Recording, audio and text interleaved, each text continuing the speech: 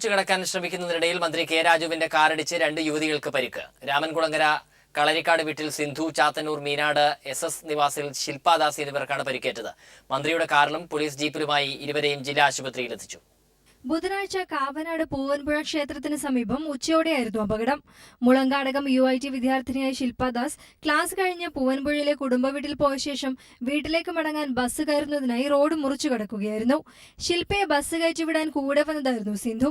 ഈ സമയം നിയമസഭാ സമ്മേളനം കഴിഞ്ഞ് തിരുവനന്തപുരത്തു നിന്നും കരുനാഗപ്പള്ളിയിലെ പരിപാടിയിൽ പങ്കെടുക്കാനായി പോവുകയായിരുന്ന മന്ത്രിയുടെ കാർ ഇവരെ ഇടിക്കുകയായിരുന്നു. പൈലറ്റ് ജീപ്പിന്റെ പിന്നാലെയാണ് മന്ത്രിയുടെ വാഹനം വന്നത്. പൈലറ്റ് ജീപ്പ് കടന്നുപോയ ശേഷമായിരുന്നു അപകടം. തലയ്ക്ക് പരിക്കേറ്റ് രക്തം വാർന്ന സിന്ധുവിനെ മന്ത്രിയുടെ വാഹനത്തിലും ശില്പയെ പോലീസിന്റെ പൈലറ്റ് ജീപ്പിലുമാണ് ആശുപത്രിയിൽ എത്തിച്ചത്.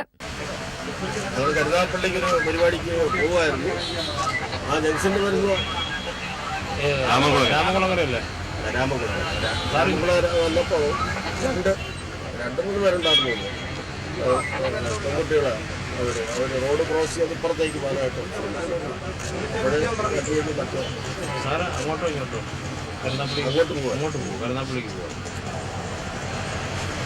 അവരെ എൻ്റെ വണ്ടിയിൽ തന്നെ അവരെ കയറ്റി വിടുമ്പോൾ ഒരാൾക്ക് പരിക്കുണ്ട്, തല കൊണ്ടിട്ടുണ്ട്. യുവതികളുടെ ചികിത്സാ സംബന്ധമായ ചുമതലകൾ പേഴ്സണൽ അസിസ്റ്റന്റ് അനിലിനെ ഏൽപ്പിച്ച ശേഷമാണ് മന്ത്രി ആശുപത്രിയിൽ നിന്ന് പോലീസ് ജീപ്പിൽ മടങ്ങിയത്. ശില്പാദാസിന് കാലിന് നേരിയ പരിക്കുണ്ട്. ഇടിയുടെ ആഘാതത്തിൽ മന്ത്രിയുടെ കാറിന്റെ ഇടതുവശത്തെ റിയർ മിറർ ഗ്ലാസും മുൻവശത്തെ ചില്ലും തകർന്നു. കാർ പിന്നീട് ട്രാഫിക് പോലീസ് സ്റ്റേഷനിലേക്ക് മാറ്റി. ശക്തികുളങ്ങര പോലീസ് കേസെടുത്തു. R. Ramachandran MLA, ACP George Koshy, Sakthikulangara SI R. Fayas തുടങ്ങിയവർ ജില്ലാ ആശുപത്രിയിലെത്തിയിരുന്നു. ന്യൂസ് ബ്യൂറോ, കൊല്ലം.